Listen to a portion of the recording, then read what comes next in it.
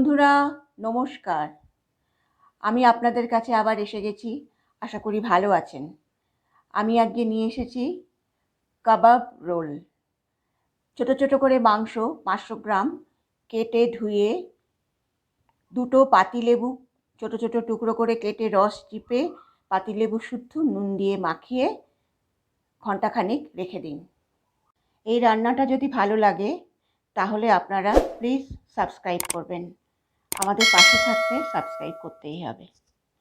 500 গ্রাম boneless মাংস লেবু দিয়ে মাখিয়ে ধুয়ে পরিষ্কার করে রাখা আছে।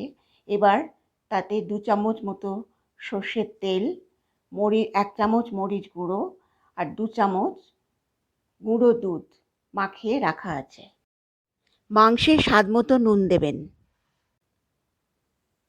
এটা একটা পেস্টের মধ্যে আছে জল ঝরানো টক দই 100 গ্রাম, গুঁড়ো দুধ 20 গ্রাম, আদা পেস্ট 2 চামচ, রসুন পেস্ট 2 চামচ, কর্নফ্লাওয়ার 2 চামচ বড় চামচের, কাজু 15 গ্রাম, 10 থেকে 12টি, কাঁচা লঙ্কা 6টি একসঙ্গে পেস্ট করে রাখা আছে।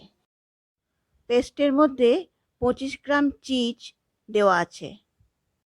মিক্সিং পেস্টটি মাংসে ভালো করে মাখিয়ে ওভারনাইট ফ্রিজে ম্যারিনেট হতে দিন। যাদের ফ্রিজ নেই তারা 4-5 ঘন্টা বাইরে রাখলেও একই টেস্ট হবে। মশলা মাখানো কাবাবের মাংসটি ফ্রিজ থেকে 1 ঘন্টা আগে বার করে রাখা আছে। এবার কড়াতে 2 চামচ সাদা তেল দিয়ে দিলাম। আপনারা এটা শুধু ঘি দিয়েও করতে পারেন। তেলটা গরম হলে 2 চামচ ঘি কড়াতে দিয়ে দিন। ভালো করে সারা কড়ায় ঘিটা মাখিয়ে নিন।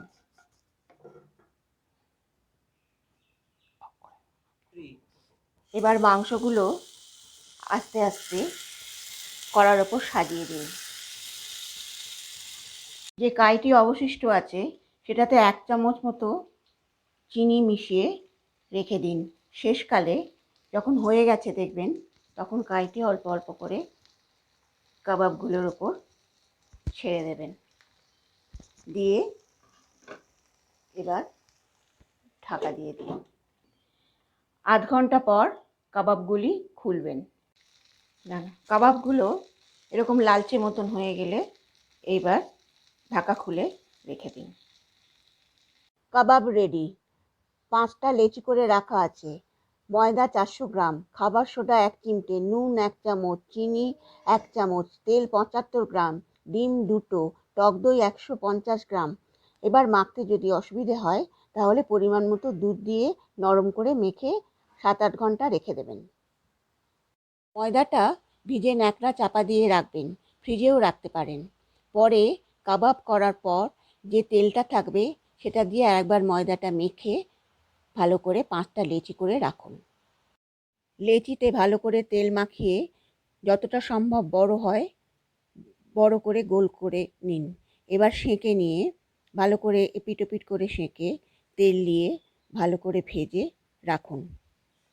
ভাজা হয়ে গেলে পরোটাতে মাংস দেওয়ার পর পেঁয়াজ কুচি, টমেটো সস, মরিচ গুঁড়ো, লেবুর রস দিয়ে নিচের দিকে কাগজ দিয়ে মুড়ে সুন্দর করে পরিবেশন করুন।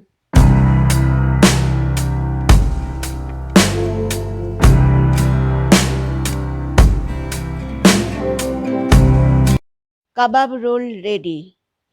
5টা মতো রোল হবে। কাবাবের যা পরিমাণ 5টা রোল ভালোভাবেই হয়ে যাবে।